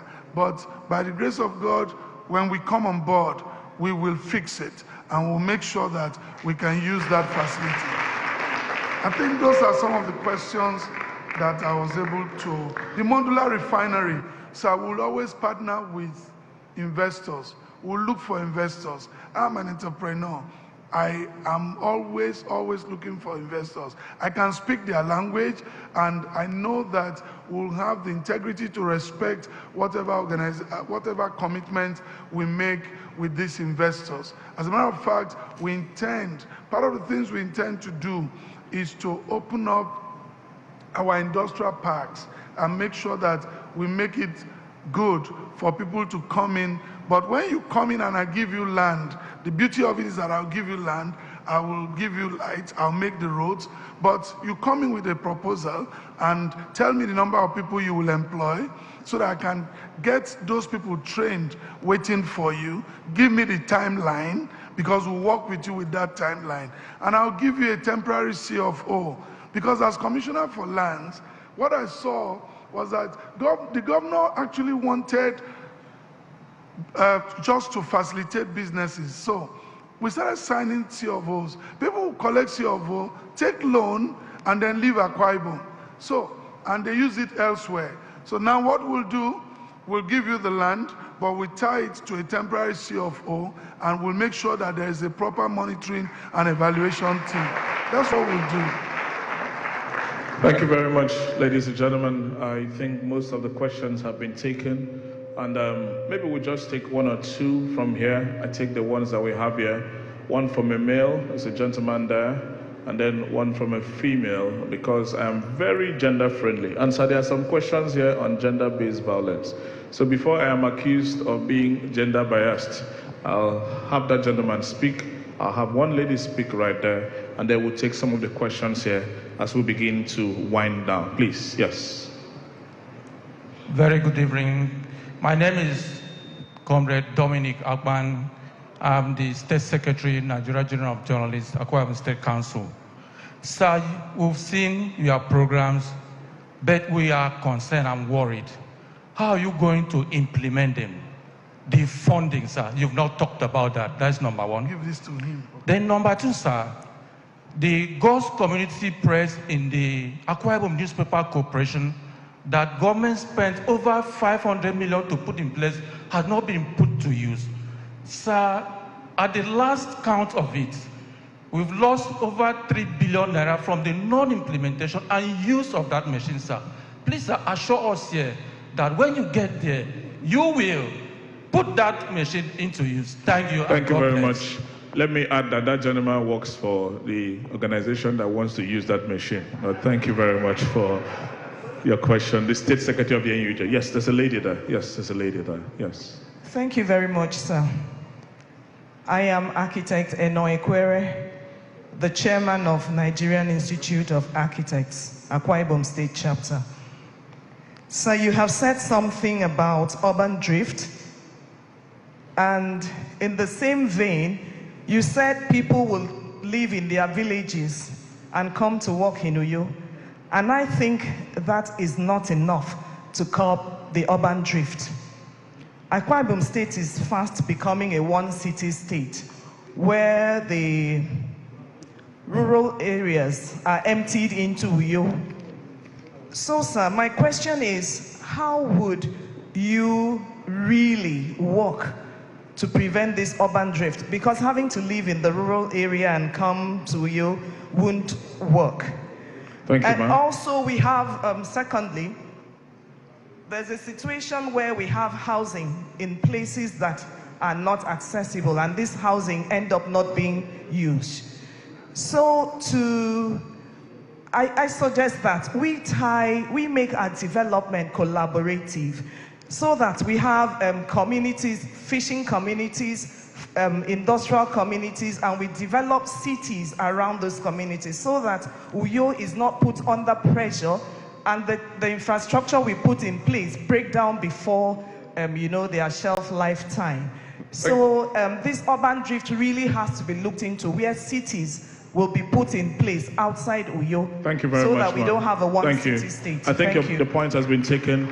I have very limited time, sir, but let me take this. Dr. Hobi Baga, pediatrician, says, your plans for the health sector are lofty, sir, but there are health centers in the villages. How will you get health professionals to live and work in rural areas? And there's another one here that says, what will your administration do about capital flight from the NBA? That has been taken care of. I think that has been answered. Government's job primarily is to protect the interests of the masses. What will your government do to protect the interests of masses whose rights are trampled upon in the state? Would you sow the path of Lagos State by establishing the office of the public defender? Those questions are from the Nigerian Bar Association. And from the National Association of Private Schools, this will be the last for now. If we have more time, we'll take more. So what will you do to take over the helm? When you take over the helm of affairs at the state, what will you do to empower the over 4,000 unregistered schools in the state with soft loans to uplift the standard of the schools? Or will you close them down? And we would stop there for now. Thank you. Do you expect a man contesting for office to tell you I'll close down your schools?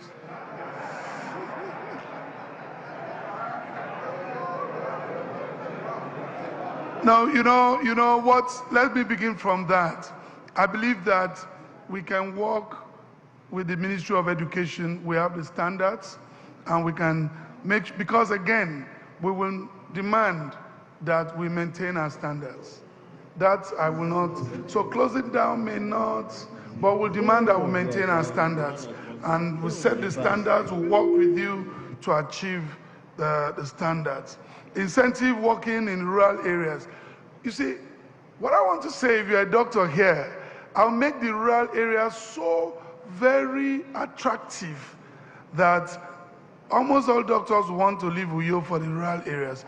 Because for every cottage hospital, we'll make sure there is light, we'll make sure we'll give you a place, we'll provide adequate security, and we'll pay incentive that will make you stay there. We'll give you an incentive. But, can I also say this? When we give you the money, also know that you have to stay there. Because I will check. That is, because you see, I want results. I want the people in rural areas to have access to good medical facilities. So the doctors have to live there. We'll talk with you, we'll give you an incentive that you will not be able to reject. I have them, I can't tell you now. I have my strategies. You will observe that I've not discussed strategies here because, that's a long thing. And so, but we will make sure you stay. And then the urban drift. Madam, you see, the truth is, we will work with your organization. We're going to provide basic facilities in the rural areas. I'm not saying, please, I'm not saying that there will be a law that makes you come from your village to work. I'm saying that we'll make it attractive and easy so that if you went home, maybe over the weekend, rather than rush to Uyo, you can decide to pass the night. There are some of us here that can't stay the night in our villages. So we'll make it attractive, we'll make it nice for you. We'll build a good market, we'll build a hospital, we'll do some shopping centers around there. We'll make you see, like you said, Akwa-Ibom basically is a one-city place. So we'll work with you on that. Just create the basic infrastructure. People will stay there. How are we going to fund all this? Sir, budgets. We are thinking of industrialization. We are thinking of, and the more people you employ, they will pay their taxes, your internally generated revenue, the SMEs, and then of course, the agricultural revolution that is coming in. Money will come, and then I believe that we can, how do I fund my budget to run my business? So you need to think, and that's why you need a governor that will think out of the box and will not always be going to Abuja to wait for money. And I can tell you from my background, in all humility, I am that person that will think out of the box. Yes. Thank you very much, sir. I think we have more questions than we have time. Very soon, our live television time will be running out, but we have a good number of people who are watching online, and there are questions all over the place. Time will fail me to do justice to them, but I think there's one I would ask, I'd love you to answer. There's somebody who put a message on the live stream and is asking about the plans for scholarships for indigent students who are intelligent and do not have access to government scholarships, whether this is something you're going to consider as priority. Gentlemen, I have 16 questions in my hands.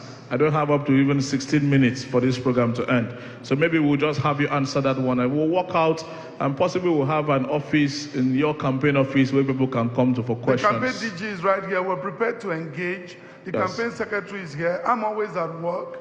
I'm prepared to engage with groups, with organizations. Let this just be the beginning of this conversation. We have up until March 11th for you to make up your mind. I'm available to engage with you, and I'm engaging across the line. But the issue of students, scholarships, scholarship, we will give scholarship. This government have started giving scholarship. Just last week, 500 students picked up their checks. I saw the Honorable Commissioner for Education somewhere in this building, and she can confirm 500 students. The question is, how do you know indigent? I just know that students who have met a certain GPA will be granted scholarship, so long as they are in Nigerian government universities. I beg of you, if you are in a private university, your parents will have the money. That's why they took you there. You are not even an indigent student if you are in a private university. So please, let's get, because I know... What if you are schooling abroad, sir? I say Nigerian state or federal government universities, because I know that this tape will be rolled back someday. And so that's why I'm underlining everything I'm saying. If you are in a private university, you don't need scholarship. Then, of course, again, let me also add this, something you did not add. I will pay bursary to students. Very distinguished ladies and gentlemen, time is not our friend, but I think this gentleman deserves a round of applause. I'll allow him go back to his seat. Please put your hands together for Pastor Umar Eno, the PDP governorship candidate to Akwa-Ibom State.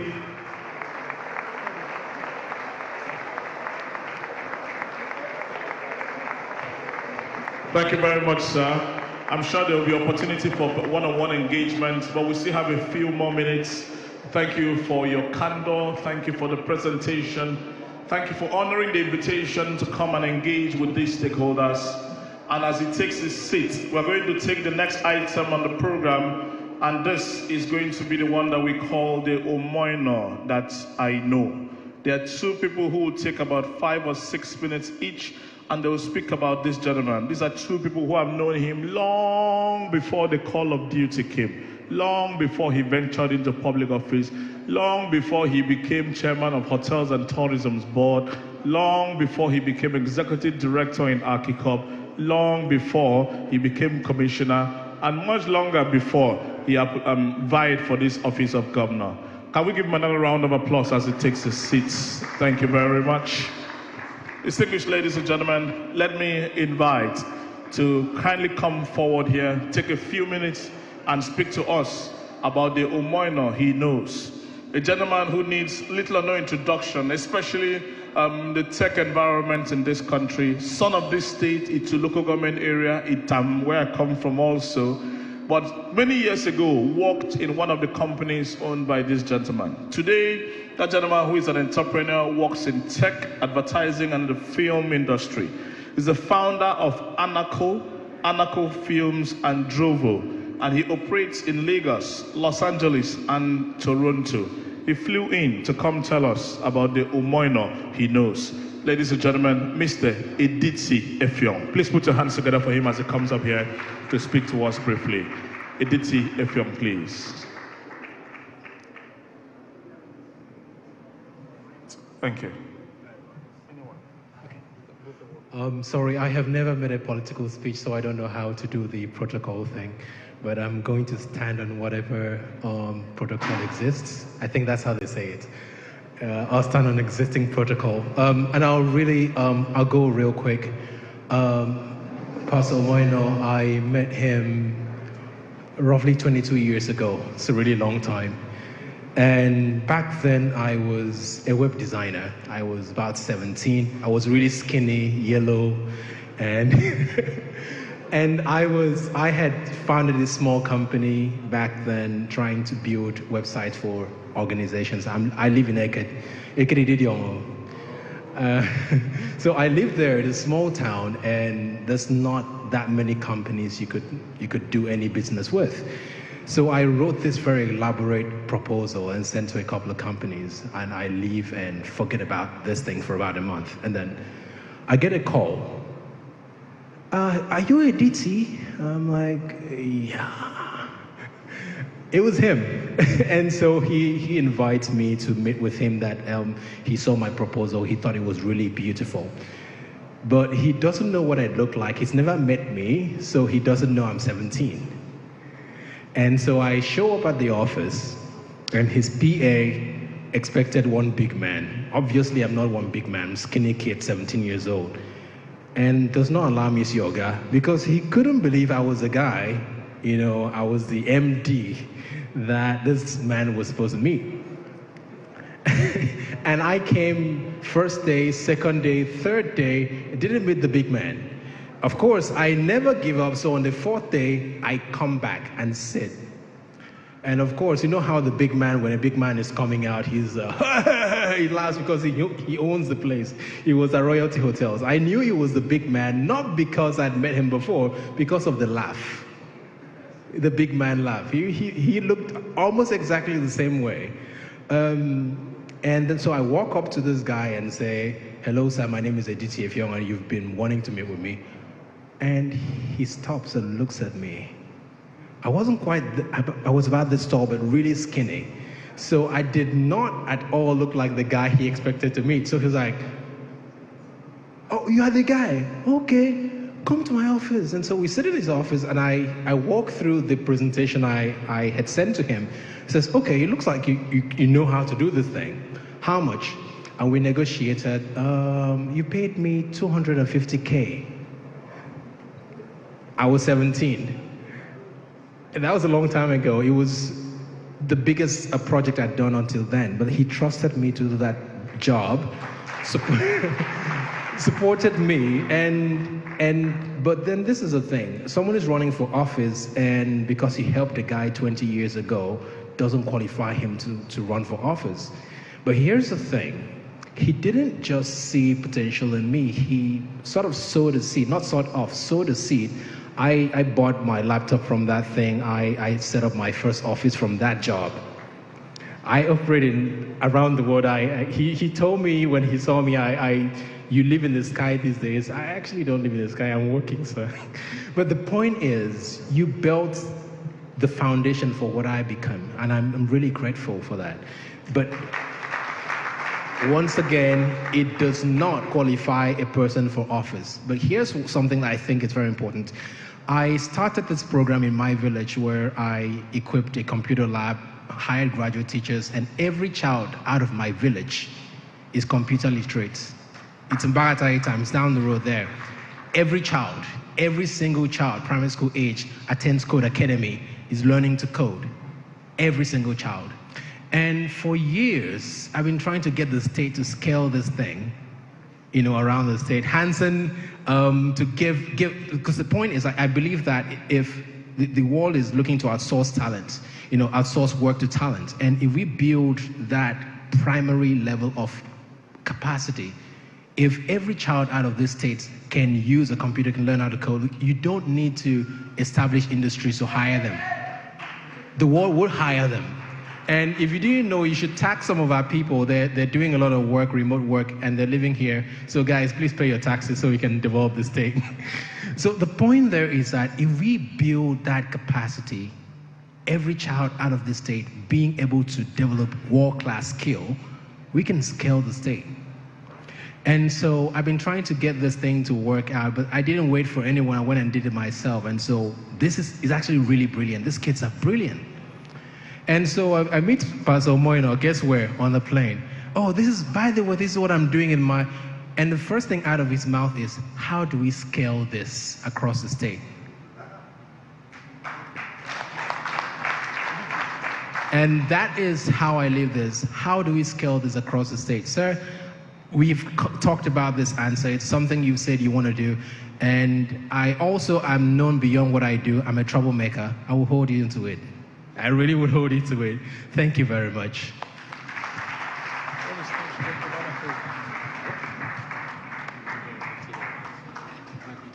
Ladies and gentlemen, Editi Effiong is a tech entrepreneur, is a filmmaker. He lives in different countries of the world. He lives in the air, like he says. His company has a staff strength of almost 200, a good number of them earning in foreign currency. I have a feeling that maybe if he didn't get that 250,000, he may not have started that company. Please put your hands together one more time for Editi Effiong, who came to tell us about the Umoino he knows. I wonder if 17-year-olds get 250,000 naira now, whether they can afford a lap, let alone a top. We're going to now invite to speak also the former boss of this gentleman, and who would know someone better than someone who employed and actually had him work for her for quite a long while. Former Executive Vice Chairman of Norman Holdings, Lagos, Mrs. Comfort Tonkomo, has flown from halfway around the world to be part of this event. Please put your hands together for her as she comes up here to take about 5 minutes to tell us about this gentleman. Thank you very, very much. Mrs. Tonkomo. Of course, in the course of reading his profile, I told us that he rose from finance and investment manager to general manager to group general manager of Norman Holdings Group. That is Pastor Umoino. Mrs. Tonkomo, please. Thank you very much. Good evening, everyone. I stand on the existing protocol, just as the former person said. The Pastor Basi Umoino I know is large, more than what you people know him. When he came to Norman, we were looking for people to help run the finance sector. He worked in the bank, we got him interviewed, and he came out excellent, and he was the best pick that Norman Investments got. And we groomed him. He was teachable, he was excellent. You send him on a job, he will get it delivered. He was so good that I could go to sleep and know that what I've put in his hand, he will deliver for the company. So he put us on the map so good that people were looking for Norman Holdings to do business with, because we were excellent in what we deliver. Give us a job, we will do it good, and we will make you proud for wanting to work with us. He was all over the place. When he wanted to leave, I didn't want him to leave. He was that good. And I'm so proud that the nurture he went through in Norman Investments, Norman Holdings, because in Norman, it started with Norman Investments. We grew to have other arms in the company through his efforts. We had several other companies that we have the building sector, we have the finance sector, we have communication also, we have the tools, So he was handling all this, and I was so proud that he stood firm and supported me in that business, and we excel. People we are looking for. In those days, people want to do business with Norman Holdings, So I thank God for his life. He left there and came to Eket. With the experience he had there, he excelled there. And I know, and I'm very convinced, that God has groomed him through all this process. Just like Joseph that was groomed. And when it was time for him to walk in Egypt, God gave him the wisdom to manage the resources there. God has groomed him all through this process, and this is the time for him to show that he is really in God's hands work, and he will bring Akwa-Ibom to a greater height. May God bless him. Thank you so much. Thank you very much, Mrs. Tonkomo of Norman Holdings. I would have loved to work for that company. Maybe by now I would have been governor, or I would have been ambassador. You may think that's a joke. There's a serving governor in this state who is a former staff of Norman Holdings Limited. The current governor of Ebonyi State was once a staff of that company. Nigeria's current ambassador to Canada was once a staff of that company. The current vice president of the Federal Republic of Nigeria was once legal advisor of that company. And I think they are about to produce another governor here in Akwa-Ibom State. Who would not have loved to work for Norman Holdings Limited?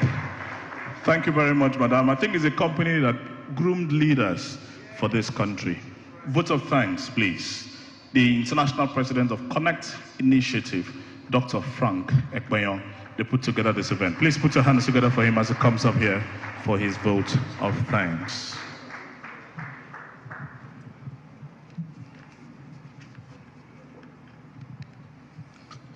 Our special guest, the PDP governorship candidate, Pastor Mo Basiano, and his dear wife, the party chairman of the PDP, the DG of the campaign, and because of time, I stand on the already established protocol.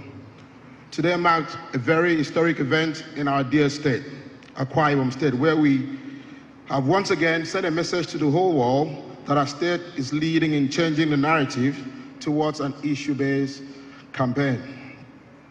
This drive inspired the Connect Initiative to propose and execute the enriching conversation, which has offered a standard bearer fresh perspective and insight on governance, alongside with interest and aspiration of professional bodies and interest groups. I am indeed very grateful to God Almighty, the giver of life and captain of our destinies, who has made this event a success and has blessed this room with the energy of the young and also the wisdom of the old. The perspective has been great and the resolution refreshing. The caliber of professionals in this room speaks to the high standard of our great state and is a testament to the love and respect you all have for our state and your decision to engage in this very robust conversation with the PDP candidate. Pastor Moino is a win for the democratic process and growth of our state. By this engagement, you have extracted commitment from him and you've shared your views into how our state should be run and our resources managed. This has in no small measure impacted the electoral process and will give our candidate the needed vigor and enthusiasm to run to finish the line, to the finish line and implement the resolution of this August gathering. We are sure that the fruits of this gathering will be seen by all and sundry, as Mr. Moino has proven beyond all doubt that his words is born. My thanks are due to you all, first for the impressive work you do towards deepening the process, ensuring accountability of your leaders and making suggestions towards the general improvement of the democratic process of our state and nation, and also for your kindness in honoring the invitation. Finally, I would like to appreciate the teamwork, what they've put together to get this event a success. And as the light fades on this first series of our town hall meeting, we wish everyone a safe return back home and urge that we should continue to up the ante and deliver to Akwa-Ibomites a befitting successor who will sustain the peace, maintain and improve upon the legacy of His Excellency Deacon Udom Emmanuel. And we remain grateful for the gift of Pastor Moino, who is always ready to engage the citizens and who promises to give Akwa-Ibom the governance they deserve. Thank you once again.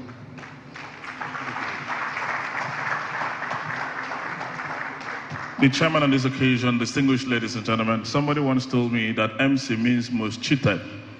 And that's why that gentleman has come out here and thanked everybody and forgot to thank the MC. Imagine if I had forgotten to call him to come and give the vote of thanks. Please put your hands together for him one more time, ladies and gentlemen. We thank everyone. We took questions from you. We'll pass the questions on to the team that works with Pastor Moino. There's a good number of insights there.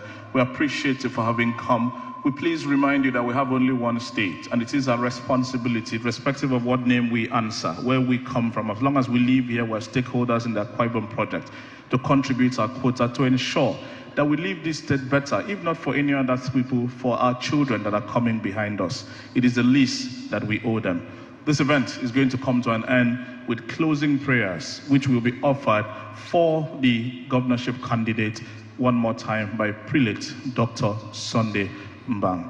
We'll pray for him, and then of course he'll proceed to say the closing prayers, after which we take the national anthem and bring this to an end. The live transmission will end in just about a few minutes. Closing prayers, please. Thank you.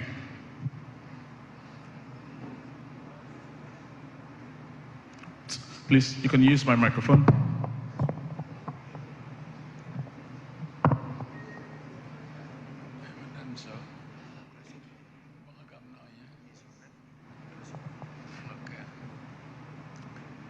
Shall we all rise while I'm the only one to sit down?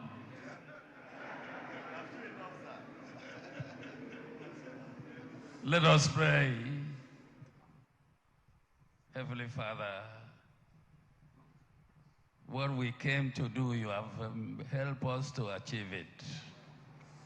Thank you, Father. This project, you started it, and I know you'll end it well in Jesus' name. Eternal Father, a few days ago, I canceled all those people who want to make Governor Minor not be himself. All the satanic forces that Satan has sent his messengers to try to derail him, I cancel all of them in Jesus' name. Father, as he goes again to prepare himself to take over from a governor who had performed very well, grant him your enabling grace. Re-anoint him for this job. Fill him with your Holy Spirit. May no evil come his way. And I cover him with the blood of Jesus. Father, all of us who admire him, bless us. And may we continue to pray and work with him so that Akwa-Ibom State can become your state, properly so called. Thank you, Father, for this night. You created day and night, and you saw that both were good. This night will be a good night. And all of us will sleep. Your angels and archangels will watch over us. And we will wake up tomorrow strong, and your grace will be upon us. As we worship you tomorrow, Father, may your enabling grace be with us in all that we do. Father, accept these prayers and do more that I would have asked you this day. But above all, bless your son, the governor-to-be. And I know nobody will challenge him for what you have already given to him. Bless him more and all. Everywhere he goes, go with him. May he enjoy your presence day and night. Hear this prayer and do more that I would have asked you. In Jesus Christ's name I pray. Amen. And so may the blessing of God Almighty, the Father, the Son, and the Holy Spirit rest and abide with all of you now and forevermore. Amen. Thank you very much. Please, ladies and gentlemen, immediately after the national anthem, we're invited to please sit back and have dinner. There are protocol officers and ushers who will take us to the dinner points table by table. And when we have taken our food and gone to our tables, our special guests and governorship candidates, I know, will want to move around the tables and at least exchange pleasantries with those who came. Thank you very, very much. Have yourself a good night when we leave. We'll together one more time sing the national anthem. Arise, O compatriots, Nigeria's following, to serve our fatherland with love.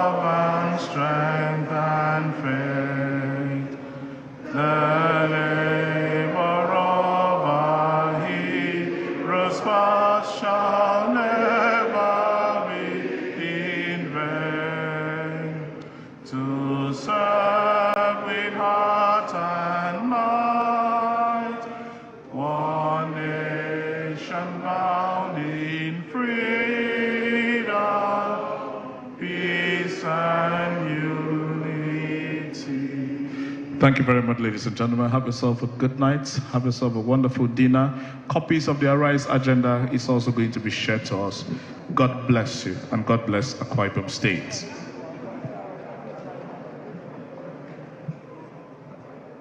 This is Channels Television. You've been watching our live coverage of the Umo Eno Town Hall series in Akwa-Ibom State. Please stay tuned as we return to our other programming for the evening.